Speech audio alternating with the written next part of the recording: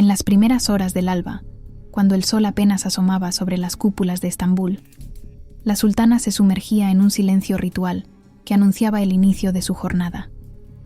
El hamam privado, un recinto de mármol blanco veteado de gris, respiraba un vapor aromático a esencia de rosas y ámbar. Las sirvientas mudas, escogidas por su incapacidad de transmitir secretos, vertían sobre su piel el agua templada que corría desde fuentes de cobre repujado. Cada gesto estaba medido. Cada gota que descendía por sus brazos era parte de una liturgia de purificación. La ablutio, limpieza corporal y espiritual antes de enfrentar el tablero invisible del poder. Tras el baño, ungüentos espesos con resinas de ámbar, aceite de almendra y polvo de pétalos eran extendidos con lentitud, sellando la fragancia en la piel como si fuera un sello de realeza. La vestimenta no era un simple acto de cubrirse. Cada capa de seda, cada bordado de oro, cada velo traslúcido obedecía a un código que hablaba de jerarquía, influencia y posición en la pirámide palaciega. Una túnica de brocado carmesí indicaba autoridad, mientras que un cinturón con gemas específicas enviaba mensajes cifrados a quienes sabían leerlos. Una vez vestida, la sultana no se entregaba al descanso. Aún con el aire tibio del hamam en sus cabellos, se dirigía a la cámara de los eunucos negros, guardianes supremos del harén. Allí, el jefe eunuco, Kislar Aga, le presentaba informes meticulosos de la noche anterior. ¿Quién había cruzado pasillos prohibidos? ¿Qué concubina había intentado enviar un mensaje clandestino? ¿Qué rumor sobre el sultán comenzaba a germinar en las cocinas? Era una red de espionaje refinada, urdida con hilos invisibles que se extendían desde los jardines interiores hasta las alcobas de los visires. La sultana escuchaba con un silencio férreo, sus dedos jugando con un anillo que, bajo la aparente distracción, marcaba cada información que requeriría acción inmediata. Al concluir, el jefe eunuco se retiraba de espaldas, sin darle jamás la espalda, mientras ella quedaba sola en la penumbra, consciente de que el poder, como el perfume, debía aplicarse con cuidado. Demasiado y asfixia, poco y se desvanece. El desayuno no era para la sultana un simple acto de sustento, sino un escenario donde cada bocado podía ser un mensaje, cada sorbo una declaración velada. En la amplia estancia revestida de azulejos de Iznik, los platos llegaban en bandejas de plata trabajada, portando dátiles traídos de los oasis cercanos a la Meca, cuyo dulzor evocaba devoción y fidelidad a la Umma, la comunidad musulmana. El café, espeso y amargo, era servido en tazas de porcelana china, no solo como deleite, sino como arma política. Ofrecerlo o negarlo a un invitado era un gesto calculado, una llave para abrir o cerrar alianzas. Entre cestas de higos y panecillos de sésamo, la sultana decidía qué platillos dejar frente a cada visir o emisario extranjero. Un cuenco de miel podía significar apertura a negociaciones, mientras que un plato vacío sugería desaprobación o advertencia. En ese mismo ámbito, sin levantar demasiado la voz, recibía a las madres de los príncipes, mujeres que como ella navegaban las aguas peligrosas del harén. Entre sorbos de café y miradas medidas, se tejían pactos de sangre, se discutían matrimonios estratégicos entre hijas de familias nobles y jóvenes príncipes confinados en el cafés, esa jaula dorada donde esperaban, o temían, su turno en la sucesión. Las joyas pasaban de mano en mano, no como simples adornos, sino como garantía de acuerdos sellados en la penumbra. Un collar de perlas podía prometer protección, mientras que un anillo con esmeralda significaba compromiso inquebrantable. La sultana, siempre impecable en su compostura, sabía que en esas charlas de aparente cortesía se decidía el rumbo de linajes y con ellos el destino del imperio. Cuando el sol ascendía y bañaba los patios del palacio con una luz dorada, la sultana se dirigía a los talleres de seda. Allí, el murmullo constante de los telares era como un pulso secreto del poder. El aire estaba impregnado del olor a fibras recién teñidas y del leve zumbido de las lanzaderas. Bajo su supervisión, las tejedoras elaboraban brocados con hilos de oro y plata, telas tan finas que, más que ropas, eran mensajes codificados para quienes sabían interpretarlos. Un lote de seda púrpura podía enviarse discretamente a los genízaros, como gesto de agradecimiento por una lealtad comprada. Un rollo de terciopelo escarlata, en cambio, podía ser la señal de un soborno cuidadosamente planeado. Nada en esos talleres era fruto del azar. Cada patrón, cada motivo floral, cada elección cromática respondía a una estrategia. En una sala contigua, más apartada y discreta, comenzaba la labor epistolar. La sultana, sentada ante un escritorio de nogal, escribía cartas que nunca debían ser leídas por ojos indiscretos. Usaba tinta invisible hecha con zumo de limón, cuyas palabras solo aparecían al calor de una lámpara de aceite. Sus mensajes iban dirigidos a gobernadores provinciales, aliados lejanos, o incluso espías incrustados en cortes extranjeras. Para asegurar la confidencialidad, recurría a códigos inspirados en versos de la poesía sufí. Una metáfora sobre el desierto podía significar preparar tropas, una alusión a la luna nueva, esperar la señal. Así, el telar y la pluma trabajaban juntos. Uno tejía favores, el otro los hacía volar por rutas invisibles. Y en ese ir y venir de seda y palabras, la sultana fortalecía una red que se extendía mucho más allá de las murallas del Topkapi. Pero incluso entre sedas y pactos cifrados, la sultana no podía escapar a la sombra más antigua del poder, la que pendía sobre su propio cuerpo. La fertilidad no era para ella un asunto privado, sino una cuestión de Estado. Médicos, herbolarios y astrólogos dictaban rituales destinados a asegurar la concepción de herederos, pues un vientre estéril podía significar la ruina de una dinastía. Bebía elixires espesos preparados con opio, azafrán y canela, infusiones que mezclaban ciencia y superstición. En noches señaladas por el calendario astrológico, a menudo marcadas por la consulta a rabinos o astrólogos judíos, célebres por su exactitud, se realizaban ceremonias discretas, donde la sultana debía bañarse con aguas aromáticas, recitar plegarias y portar amuletos de plata labrada con inscripciones coránicas. A la par, otra batalla se libraba en silencio, la gestión de sus rivales dentro del harén. Cada concubina era, en potencia, una amenaza para su posición y la de su hijo. La sultana desplegaba una gama de estrategias tan antiguas como el propio palacio. A algunas, las más peligrosas, se las enviaba al Palacio Viejo, un destierro interior que, aunque seguro, las apartaba para siempre del centro del poder. A otras, se les ofrecía un matrimonio arreglado con generales destinados a provincias lejanas, un ascenso en apariencia honorable que, en realidad, las condenaba al exilio disfrazado de recompensa.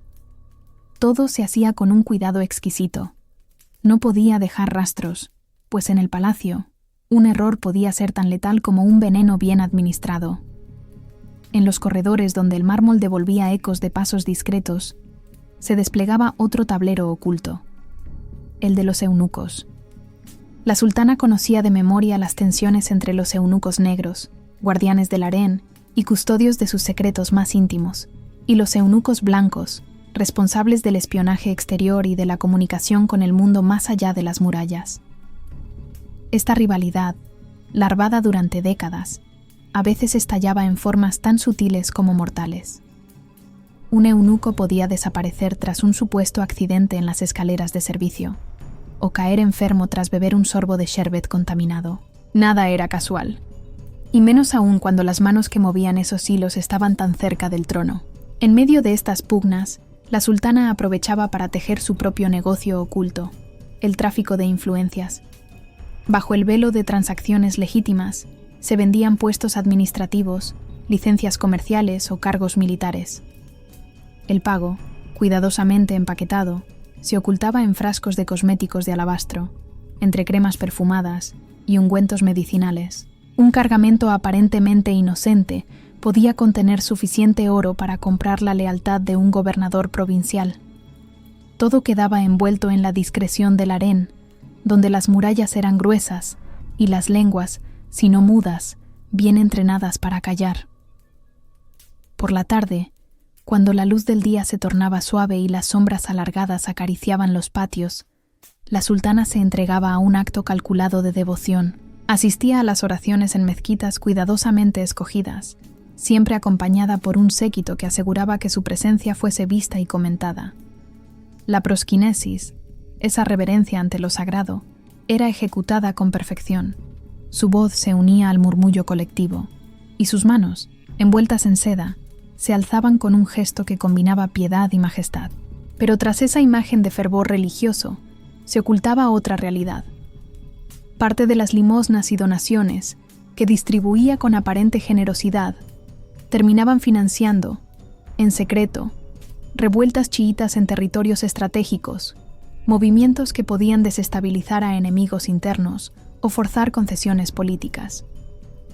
Al caer la tarde, los pasillos la conducían a los boticarios del harén, donde el aire estaba impregnado de olores intensos, almizcle, mirra, polvo de arsénico.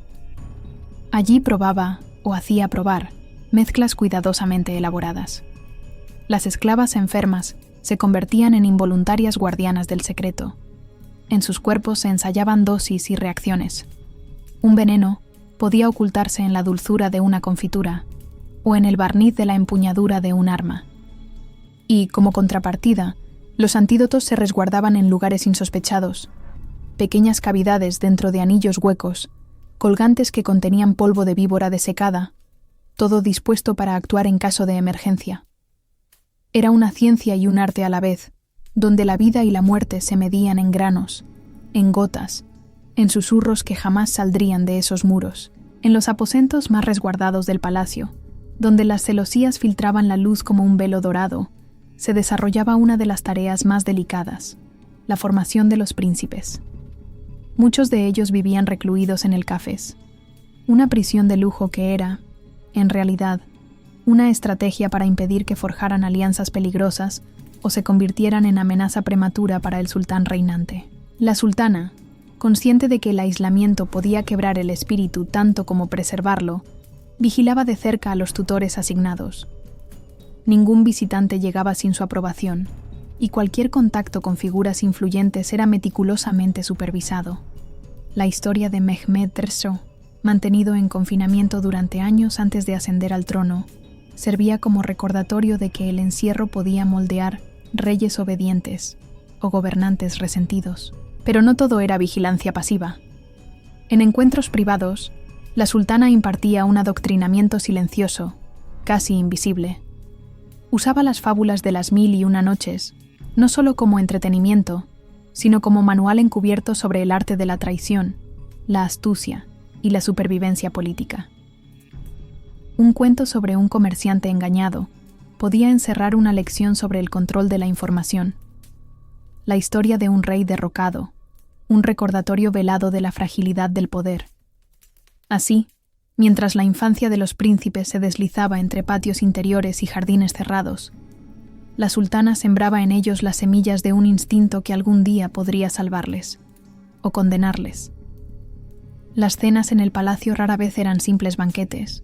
Eran campos de batalla donde el filo más peligroso no siempre estaba en las dagas, sino en las palabras y silencios medidos. La sultana ocupaba su lugar con precisión matemática, eligiendo una posición que le permitiera escuchar las conversaciones de visires y embajadores sin parecer que lo hacía.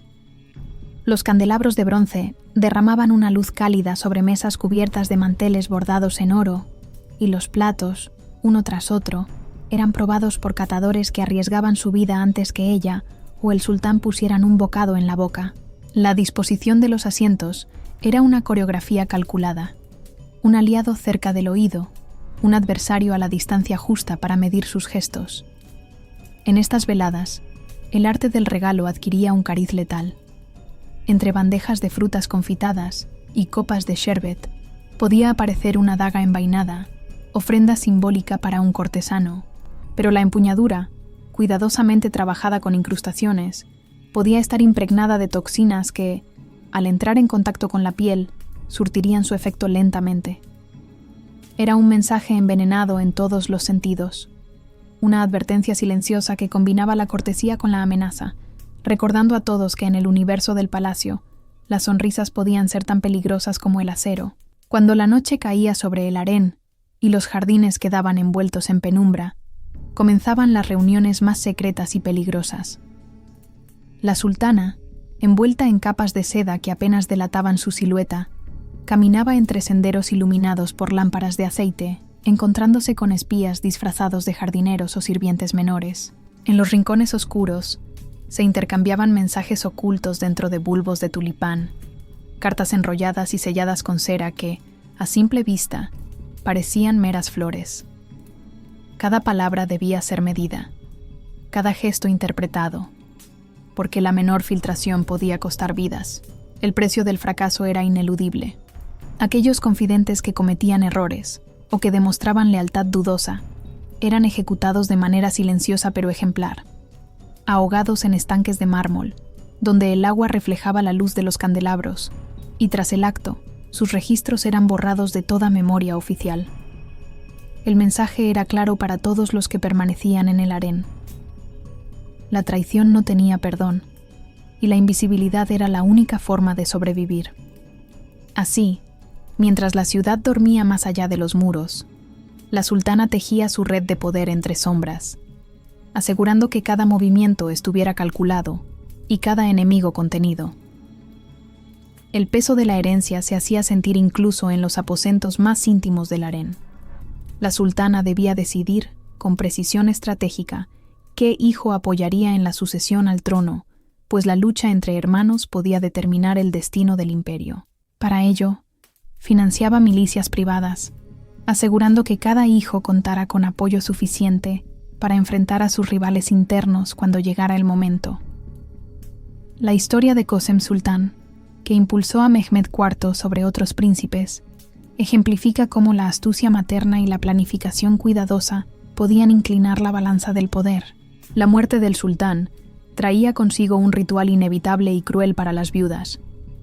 Eran trasladadas inmediatamente al palacio de Ibrahim Pasha, alejadas de la corte y despojadas de bienes, recuerdos y posesiones que habían acumulado durante décadas. Este exilio no solo las removía del epicentro del poder, sino que también aseguraba que no pudieran influir en la nueva administración, ni convertirse en nodos de conspiración. Cada decisión, cada movimiento, estaba calculado para mantener la estabilidad del trono, mientras la vida personal de estas mujeres se disolvía entre rituales, sombras y silencio. Incluso bajo el velo que cubría sus rostros y la discreción obligada por las reglas del harén, las mujeres hallaban formas de crear redes de solidaridad. Se formaban círculos literarios donde podían escribir con seudónimos, intercambiar ideas y expresar críticas hacia el sultán sin temor inmediato a represalias. Poemas, cartas y relatos cortos servían como vehículos de pensamiento independiente y resistencia intelectual. Mihrimah Sultan es un ejemplo de cómo estas voces femeninas podían perdurar bajo nombres ficticios, influyendo discretamente en la opinión del palacio y dejando constancia de su ingenio y astucia. Pero la vida en el harén también estaba marcada por decisiones extremas que afectaban la continuidad de linajes. Los abortos forzados eran una realidad documentada y controlada. Comadronas, con precisión casi quirúrgica, intervenían para eliminar hijos no deseados, disfrazando estos actos como fallos digestivos o complicaciones naturales del embarazo. Estas decisiones, dolorosas y secretas, se tomaban con el propósito de preservar la posición de la sultana y controlar la dinámica de poder dentro del palacio, asegurando que la descendencia que llegara a la vida tuviera un propósito estratégico más que biológico. El harén, a veces, se convertía en escenario de conflictos abiertos y venganza calculada. Incendios provocados eran uno de los métodos más sutiles y eficaces para manipular la percepción del sultán y desestabilizar rivales. La sultana podía ordenar sabotajes cuidadosamente planificados, una lámpara mal colocada, un retazo de tela inflamable, todo diseñado para culpar a una concubina rival o a un grupo de sirvientas. Tal fue el caso del fuego de 1665 en Topkapi, donde la confusión resultante permitió a la sultana reforzar su posición ante el sultán y socavar a aquellos que osaban desafiarla. Pero no todo era fuego accidental. La ley misma se convertía en instrumento de control. Los asesinatos legales eran llevados a cabo con estricto cumplimiento de rituales y códigos. Príncipes rebeldes podían ser estrangulados usando cordones de seda reglamentarios, un método que combinaba la elegancia con la eficacia mortal. Cada acto de este tipo, aunque envuelto en legalidad, estaba impregnado de cálculo político, asegurando que la autoridad de la sultana y del sultán no se cuestionara, y que la lección de obediencia quedara grabada en la memoria de la corte. Cuando la sultana contemplaba su último recurso, lo hacía con la mente clara y calculadora, consciente de que incluso los enemigos podían convertirse en aliados temporales. En momentos de crisis, se negociaban pactos con fuerzas externas, como los venecianos, ofreciéndoles información estratégica a cambio de asilo seguro en caso de un golpe de Estado. Mapas detallados de las defensas otomanas, rutas de escape y códigos de comunicación eran compartidos con cautela, asegurando siempre un plan de supervivencia personal y político. Sin embargo, cuando la captura o la derrota era inevitable, la sultana recurría a un acto final de control sobre su destino, el suicidio ritual. La ingestión de opio antes de ser atrapada era un método para evitar la humillación pública y mantener intacta la dignidad, como sucedió con Razille Sultán en 1640.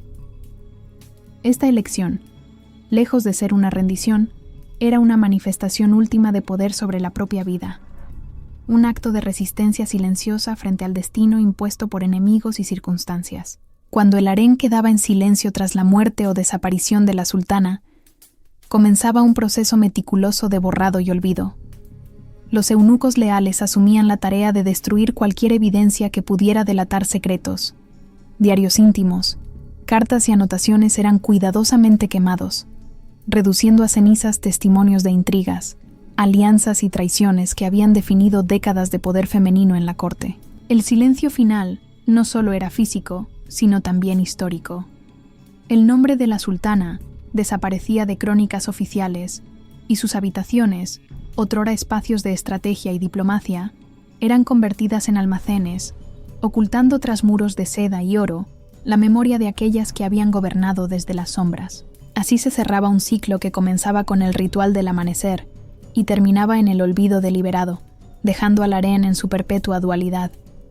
Un espacio de belleza y poder, pero también de secreto, peligro y discreción absoluta.